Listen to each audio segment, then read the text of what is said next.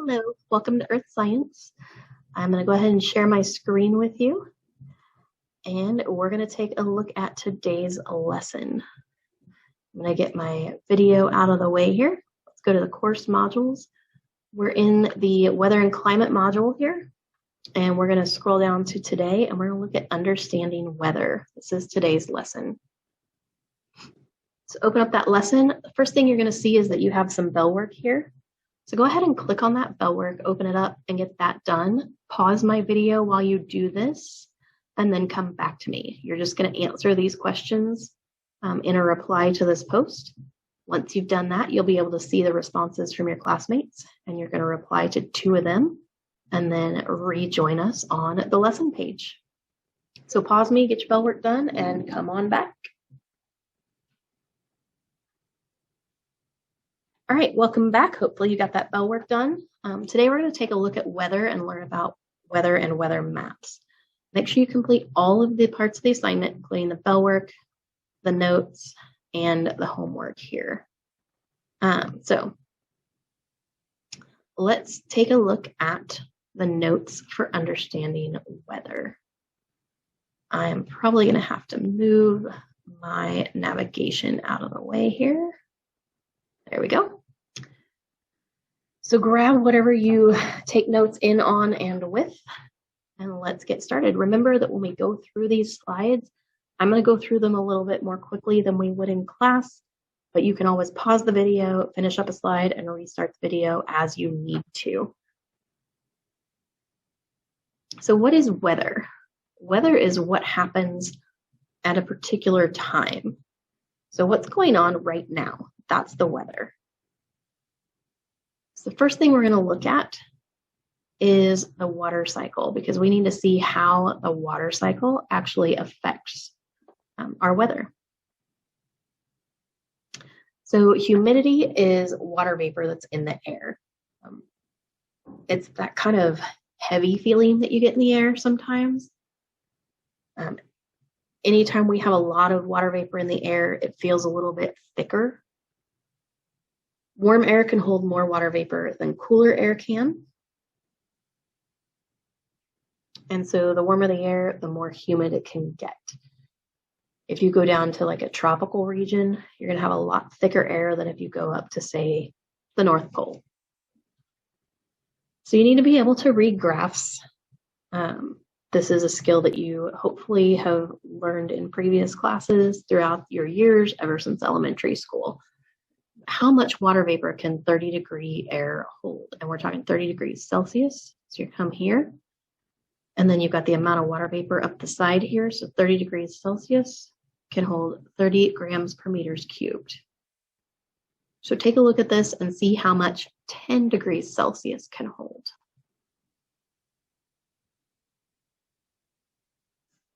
Okay, hopefully you came up here and you figured out that 10 degrees Celsius can hold just under 10 grams per meters cubed.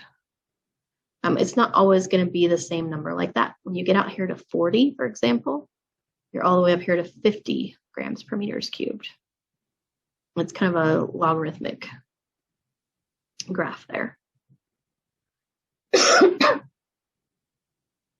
relative humidity is the ratio of the amount of water vapor in the air compared to the largest amount that the air can hold. If you have 100% humidity, the air is completely filled with as much humidity as it can hold. If you've got 50% relative humidity, it's got about half of what it can hold, and all stages in between 0 to 100. We're not going to worry about calculating relative humidity. You just need to understand what it is. Again, higher temperatures can hold more water vapor. So in this image, the water vapor circle is the same size for all 3 of these, but the amount that can be held in each of these is more because the temperature has gone up.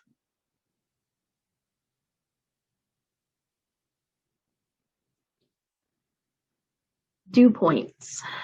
So a dew point is the temperature when the air is saturated with water. It's got 100% relative humidity.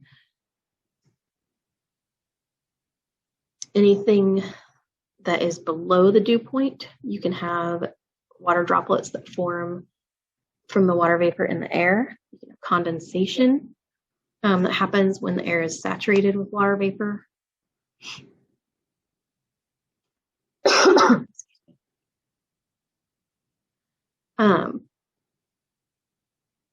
It can also become saturated when it falls below, when it cools off below the dew point.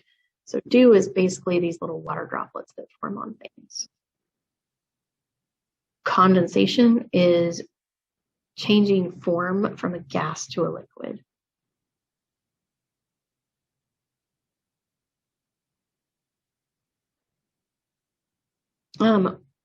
Since we are virtual, we're actually not going to pair share, but I do want you to think about the answers to these questions. Jot them down in your notebooks. So early in the morning, sometimes the grass is wet when it's not rained. Explain how this happens, what it is. And then a couple of teenagers come home after a late night movie. As they sit in the driveway listening to their favorite songs, their windshield bogs up. Explain why that happens. Go ahead and pause the video until you get your answers down, and then we'll chat about it. All right, welcome back. Hopefully for number one, you have something related to the dew point and relative humidity. So when the air is saturated, 100% relative humidity, some of that excess water has to fall out and it comes down as dew. And then for the bottom one, you are hopefully discussing condensation.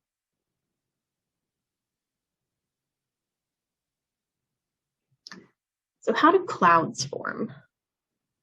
When air rises and cools, it's going to form what we see as clouds. The water droplets and ice crystals can form because the air is cooling below the dew point. Remember, when it happens on the ground, you get dew on plants and things like that. When it happens in the air, it condenses into clouds.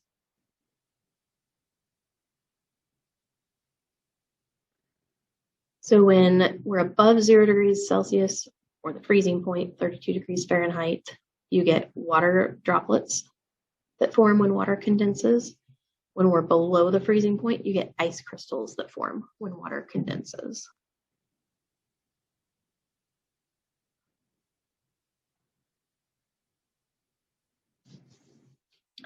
There's a lot of different types of clouds, and we classify those by their altitude and their shape. We've got three main types: cumulus, stratus, and cirrus.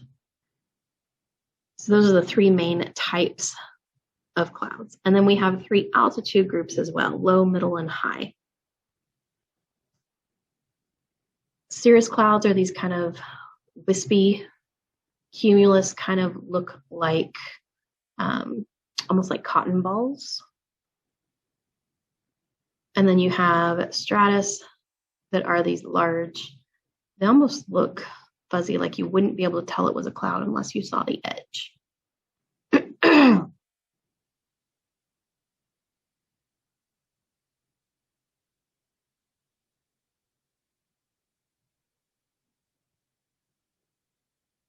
So we're going to look at a couple different types of clouds here and how we can relate those to weather. So nimbostratus clouds, they're a dark set of clouds. They kind of look like a blanket layer, and that's our rainy and our snowy weather. And in the picture, you can actually see the rain shafts coming down, these dark areas coming down, like streaking down from the clouds. Those are rain shafts. So you can actually see the rain coming down if you know what you're looking for. Cumulonimbus, these are thunderstorms, lots of precipitation. Sometimes they have hail in them. You can get lightning. This is from friction between the updraft and the downdraft in this storm system. They have opposite charges, so those cause that lightning to be produced. Lightning is super dangerous. You don't want to be out and about if there's lightning. It's going to seek out the highest point, and that's what it's going to strike, and you do not want to be that highest point.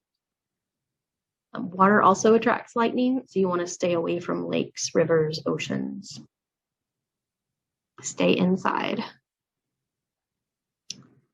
So what is precipitation? We mentioned precipitation in the previous slide. Precipitation is a solid or a liquid that falls to Earth's surface from the clouds. We can have rain, snow, sleet, or hail. Basically what you've got is these rain droplets get sucked into the updraft of the cloud. When they get higher up here, you get cooler temperatures. They start freezing. As they freeze, they become these little ice pellets, and you go through this cycle and they warm and cool, and these ice pellets get larger and larger, become hail, and eventually it's too big for the cloud to hold, so it's going to fall down to Earth. So we just finished part 1 of the notes, and what you'll notice is there's a little bit of a difference between last year's lesson and this year's in that I actually split the notes into 2 parts today. Last year I did them all at once and it was a lot for you guys, so this year I wanted to kind of break it down into chunks. So you have the first half and then you have the second half. Following each half you have an assignment that goes with it.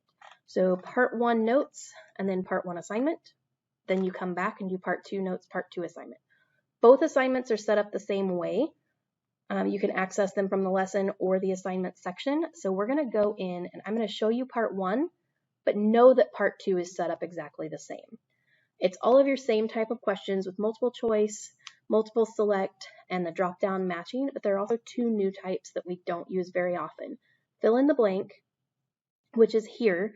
All you have to do is type your answer in the box. It should not count capitalization against you. It should not count spelling against you as long as you are close. But if you're struggling with this, go ahead and double check your spelling in your notes. And then if it's like the beginning of a sentence here, go ahead and put that capital first letter if you're struggling. The other question that you're going to come across is a classification question like this. And you have categories here and then all of these possible answers at the bottom. So you're going to put all of these possible answers in whatever category you think they fit in. They're obviously not all going to be in the same category. They're also not necessarily evenly distributed. They might be, they might not be. But you're going to categorize all of these and then move on to the next. Again, this is not a quiz, so you can do this as many times as you need to get a grade that you are happy with. Once you complete part 1, go ahead and move on to part 2 of the notes and then part 2 of the assignment. And that's where we're going to head now is part 2 of the notes.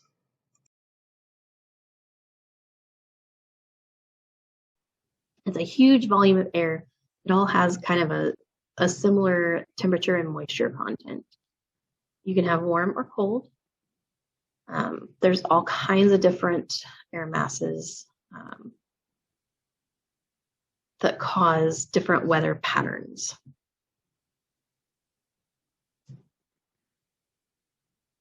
So an air mass is basically a large body of air with a similar temperature and moisture, similar contents.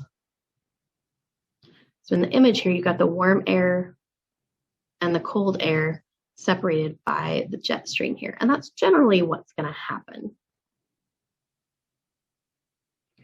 So a couple types of air masses that we can see.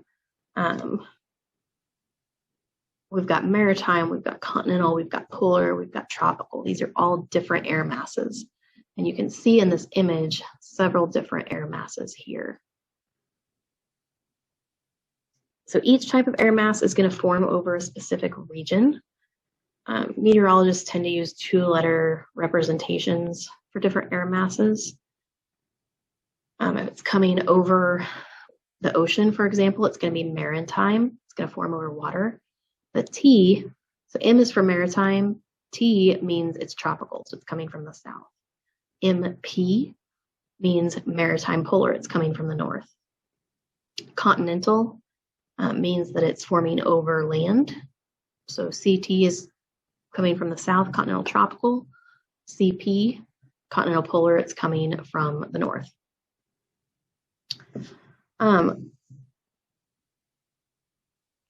For Missouri, we're actually continental, so a lot of our masses are continental, but in the summertime, we can get humidity from the maritime masses, so we are actually considered maritime continental. So the first letter is type of humidity. Is it over land or water? If it's maritime, it has lots of humidity in it because it came from the water. If it's continental, it's going to be more dry because it formed over land.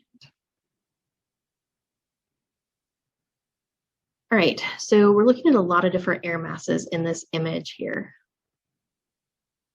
Cold air masses are blue, warm air masses are red. So most of the cold weather in the United States comes from this continental polar air mass up here when this falls down over the top of us. We can get some maritime polar. Those mostly happen like in the summertime. We get lots of humidity from that. So most of ours are going to be this continental polar dropping down over the top of us.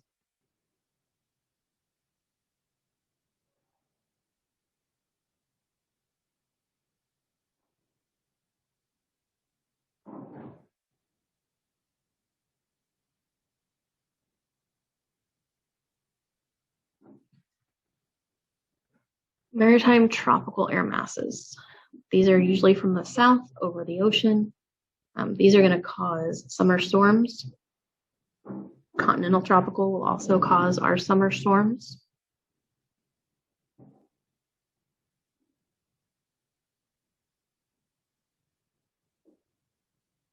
So when we talk about storms, we need to look at storm fronts. A storm front is where two or more air masses meet. Less dense air is going to rise, more dense air is going to fall. So warm air rises, cool air falls, just like we learned before. When this happens, when the warm air rises, it expands and cools.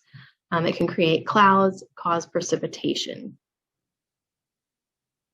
So we're going to take a look at cold fronts, warm fronts, occluded fronts, and stationary fronts. Remember that the front is a boundary between air masses. They've got different densities and usually different pressures. Cold fronts. When we have a cold front, you have a cold air mass that moves underneath a warm air mass. So it's going to push the warm air up, the cold air down. These move really quickly and they bring a lot of precipitation. Once it passes by, it's usually a little bit cooler behind it than it was ahead of it because it brings in cold, dry air. Go ahead and sketch a cold front in your notes. Here's an image of it. So pause the video, get this sketch down into your notes. Warm fronts, these are going to be the opposite. Warm air is going to replace the cold air and the cold air moves away. So these are going to bring light rains and usually behind them we get clear warm weather. Again, go ahead and sketch the warm front into your notes. Pause the video until you're ready. So this next one is called an occluded front. This forms when you have two cold air masses with a warm air mass trapped between them. So you can see on the image here, we have a cold air mass down here on the bottom. Then you have this purple thing on top and the red warm air mass off to the right. And it's coming in right in between these two. The combination of this warm air and the two cold airs is making this one turn purple on the image to show that that's where the occluded front is right here where they meet. Generally, when we have this, you get cooler temperatures, lots of rain and snow.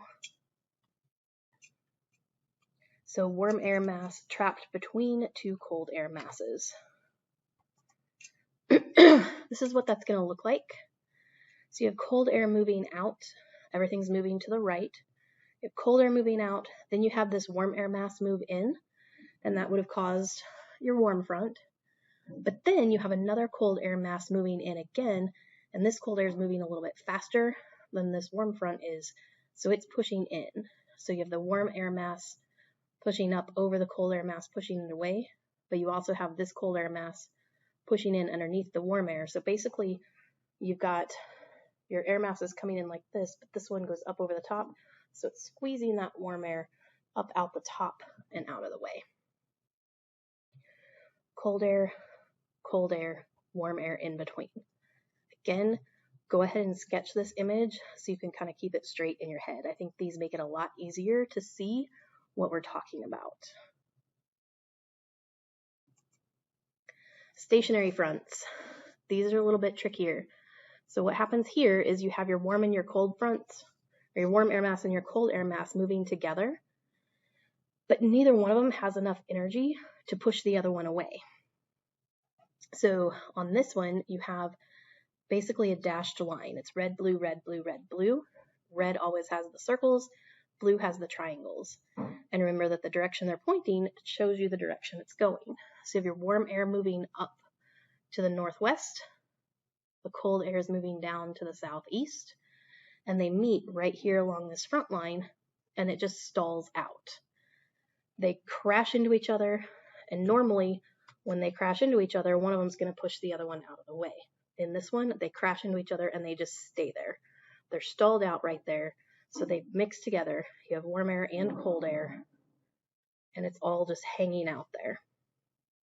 You can get a stationary front that lasts for days or weeks, and as it sits there, nothing really moves, and you can get cloudy, wet weather from this, and it just hangs out and stays wet for days at a time. Indicated on the map by the red, blue, red, blue, red, blue. So your occluded front, red and blue turn purple. Stationary front is your every other one, red, blue. Here's your image of the stationary front. They're both moving in together, so instead of having one sitting there or moving slightly and the other one moving in and hitting it, these two are coming together. They're moving towards each other and they crash. So again, go ahead and sketch out this image so that you have that in your notes. These are going to be super helpful at keeping this straight for you.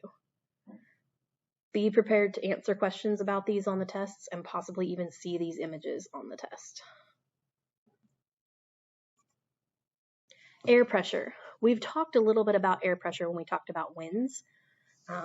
High pressure is when the air is pushing down on the earth.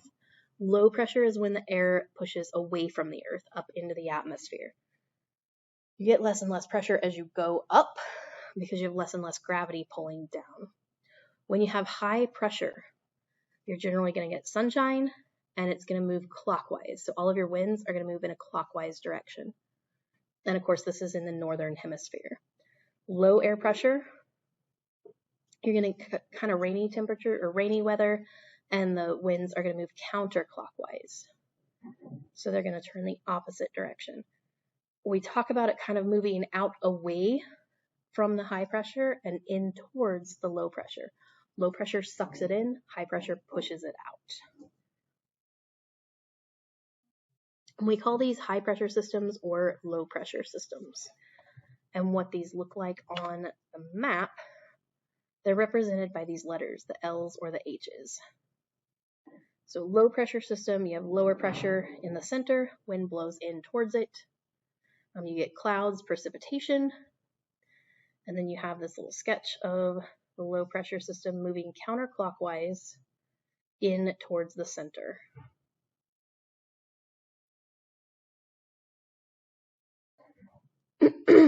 Our Coriolis effect that we talked about in the winds is why you get this clockwise movement or counterclockwise movement. It causes that bend that appears in the wind. High pressure systems move out and away. They move clockwise. This is called anticyclonic. Low pressure is called cyclonic. You might have heard a tornado called a cyclone. Those are going to be low pressure. So high pressure, you have air pushing down on the earth. Pressure in the center is higher than around it. Wind blows out and away from it because you go from high to low pressure. So you move out away from high pressure towards the lower pressure that's around it. It goes clockwise direction. It's called anticyclonic flow. And this is because the air is sinking down towards the earth. And remember that hot air rises, cool air falls. However, when you have high pressure systems, it generally means you're going to have relatively nice days. So warm, sunny days. very few clouds, if any, no precipitation. All right, so that is our last slide for this section. Go ahead and do your weather part 2, and then you are done for the day. We'll see you next time.